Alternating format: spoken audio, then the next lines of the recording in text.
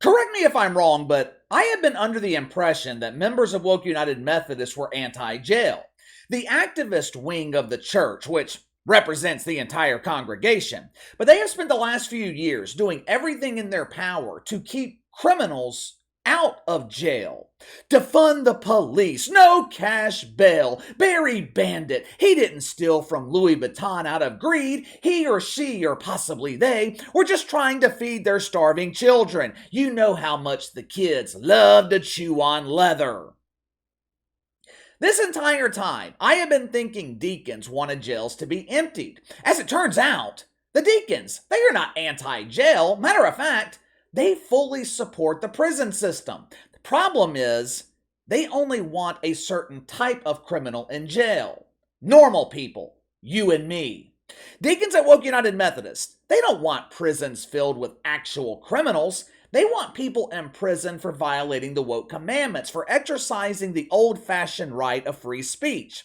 Recently, an old video resurfaced of the leader of the transgender Sunday school class at Woke United Methodist, Dylan Mulvaney. This video was originally published back in October, but was largely ignored at the time. As you're about to see in this clip, Dylan is teaching a group of young children in Sunday school. Of course, the musings are coming straight from the woke Bible. The lesson on this particular Sunday in October was the importance of proper pronouns. Those pesky pronouns, they can be confusing for young children. Hell, pronouns can be confusing to us adults. While drinking my coffee this morning, I was watching last night's episode of Law and Order. The episode focused on a transgender child who was receiving gender-affirming care from a doctor, initially without parental consent. The kid's name was Taylor. By the end of the episode, I still didn't know the damn gender Taylor chose to identify with. Is she a he? Is he a she? Looked like a young man to me, but who the hell knows? Anyway, during this captivating Sunday school lesson, Dylan Mulvaney explained to the children a new addition she wanted added to the woke commandments. This addendum focused on the horrific crime of misgendering, the improper use of preferred pronouns. According to Bob Dylan Mulvaney, not to be confused with bearded Bob Griner, it should be illegal for normal people to refer to him as a man.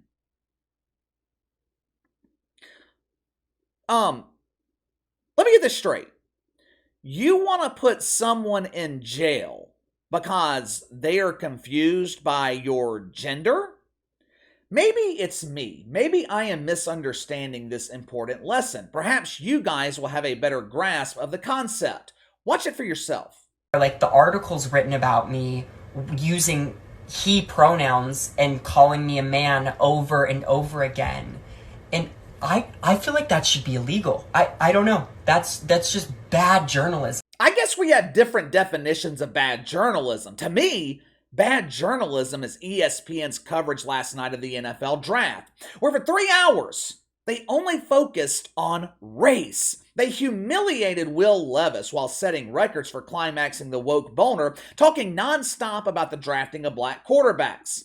According to Dylan Mulvaney, bad journalism is defined as referring to someone by their real gender. In other words, factual journalism is considered bad, while fake journalism and propaganda will win you the golden cucumber. Now, before we go any further, and believe me, I've got a lot more to share with you guys about Dylan Mulvaney. You do not want to miss it. But before we do that, let me take a minute to get into the sponsor for today's video, my friends over at Jace Medical. One of the reasons my relationship with my girlfriend works so well, we are completely opposite where it counts. We balance each other. She's a constant worrier. I worry about nothing. She's always over-prepared. I am very rarely prepared. When we were on that cruise a few weeks ago, she was prepared for any and everything. I woke up one morning with a headache. She had 4 different types of medicine. At one point, my sinuses were bothering me. She had a variety of sinus medicines. One thing she definitely did not forget to pack was our Jace case. Well, Casey, what is the Jace case? I'm glad you asked. The Jace case, offered by Jace Medical, comes with 5 different life-saving antibiotics. If you travel outside the country, get sick from drinking their water, Jace case has you covered. If you're the adventure type, cut yourself rock climbing and the wound gets infected, the Jace case has you covered. Best part is, the process is so simple, it takes a matter of minutes. You fill out a simple online form before completing your purchase. That's it. That's all there is to it. Next thing you know, the Jace case is delivered to your front door. I am sure you guys know about the tensions right now with China. What you might not know, a large percentage of the ingredients required to make life-saving medication come from China. God only knows what could happen if that supply chain is disrupted. Put yourself in a position where you don't have to worry about it. Don't be like me. Be like my girlfriend. Be prepared. Head over to jacemedical.com. Use the promo code behind the line to receive a special discount on your first Jace case. Link is also in the description below. I appreciate all of you guys who have went out and supported the sponsors for the channel. More than likely, I will never receive major corporate sponsors because we are willing to call out the bullshit. Plus, corporate America, they are too busy giving millions of dollars to Dylan Mulvaney. Let me ask you something. How come the wanker spankers aren't calling out this white privilege? You want an example of white privilege? It's Dylan Mulvaney. She has dozens of corporate sponsors giving her millions of dollars. What do they receive in return? They lose billions of dollars. After she successfully destroyed Bud Light, Dylan Mulvaney received exciting new deals from 2 other companies, EOS and Maybelline. Maybe it's Mulvaney. Yeah. Judging by the reactions from normal women, maybe it's not. Once this Maybelline promotion was uploaded to TokTik, Boycott Maybelline began trending on social media. Apparently, normal women cannot relate to a biological male teaching them how to apply makeup. But nothing, and I mean nothing, will be able to compete with the promo Dylan Mulvaney published for EOS. Now, for those of you that don't know, which considering the fact that 80% of my audience consists of real men, I'm assuming only 20% are familiar with EOS. So for all my men out there who, like me, had never heard of EOS before, EOS stands for Evolution of Smooth. The company, they sell shaving cream for women. Now, when you think of women shaving, certain parts of the body come to mind. Legs, arms, armpits, the region of the female body known as the promised land, not to be confused with what the rectum respecters consider to be the promised land. EOS, they hired Dylan Mulvaney to illustrate a new part of the female body in desperate need of shaving.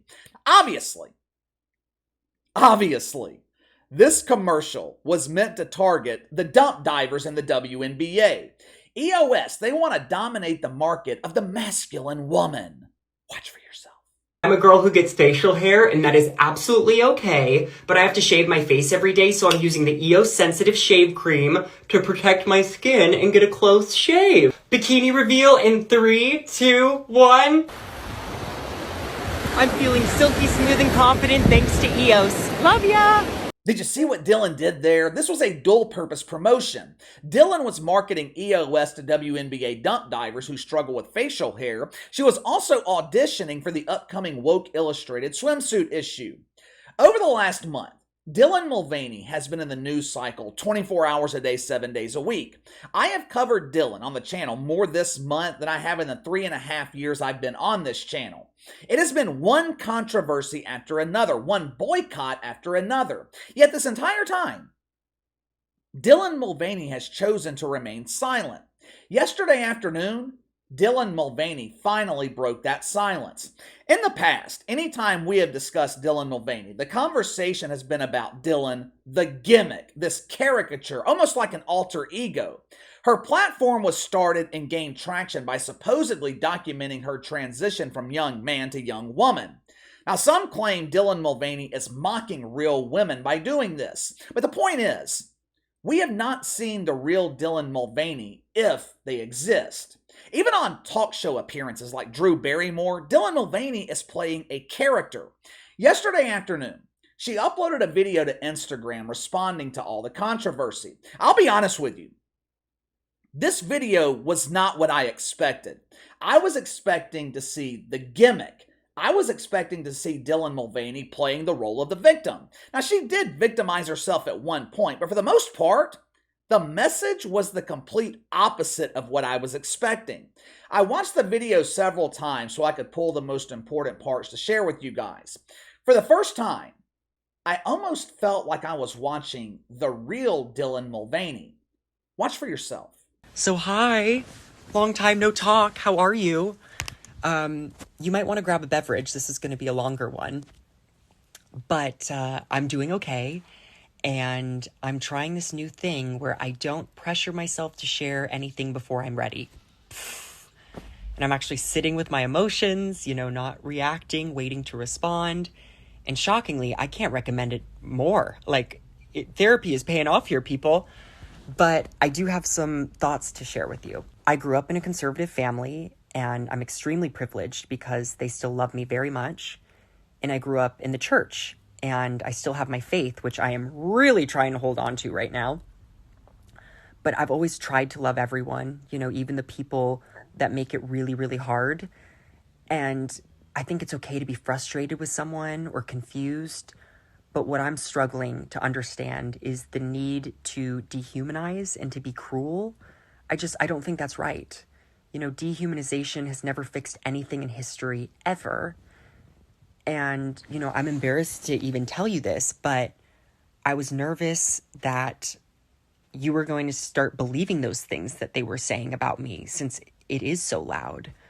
But I'm just going to go ahead and trust that the people who know me and my heart won't listen to that noise. What I'm interested in is getting back to making people laugh and to never stop learning. And going forward, I want to share parts of myself on here that have nothing to do with my identity. And I don't know if reincarnation is a thing, but in my next life, I would love to be someone non-confrontational and uncontroversial. God, that sounds nice. Did you notice the complete change in demeanor? It's like two different versions of Dylan Mulvaney. First of all, no one is dehumanizing Dylan Mulvaney. Now, I'm sure there are trolls on social media who are doing that, but society in general is not dehumanizing her. Just because people are against the overt promotion of this lifestyle, just because people are boycotting Bud Light and Maybelline, that does not mean they are dehumanizing Dylan Mulvaney. I thought she made a couple of interesting admissions. Dylan Mulvaney claimed, "I just want to make people laugh."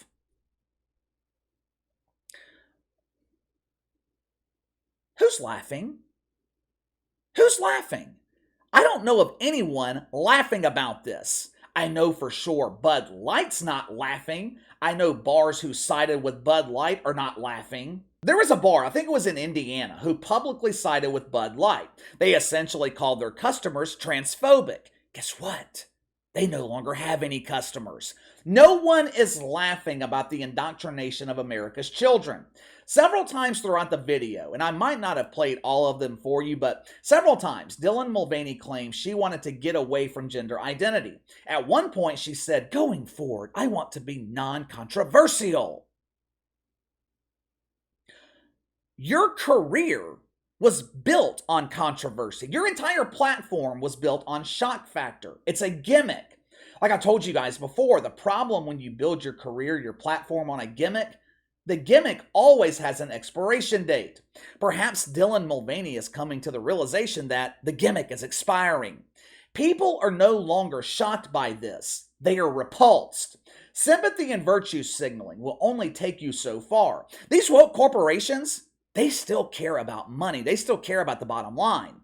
Bud Light has spent the last 2 or 3 weeks doing damage control. Other major corporations, they see the negative impact Dylan Mulvaney has on business. Going forward, how many corporations are going to be willing to partner with Dylan Mulvaney? Where does she go from here? What is next for Dylan Mulvaney? Is she going to start a podcast? Who's going to listen? Her platform is built on 15-second clips meant to shock the viewer. Is anyone going to listen to Dylan Mulvaney talk politics for an hour? Who would sponsor the show? It's become detrimental to your business to sponsor Dylan Mulvaney. Gimmicks are designed to last a certain amount of time. For Dylan Mulvaney, I think time is running out. But give me your thoughts. Dylan Mulvaney wants to make misgendering illegal. Give me your thoughts on the EOS promotion of Dylan shaving her face. Also, the response video. Did you notice the change in demeanor? Do you think Dylan Mulvaney realizes the gimmick is finally coming to an end? You let me know. Sound off in the comments below. Make sure to like and subscribe. Click the notification bell to receive all notifications from the channel. Best way to contact me is by email at btlkc84@gmail.com, KC_BTL84 on Twitter. I'll see you guys tomorrow.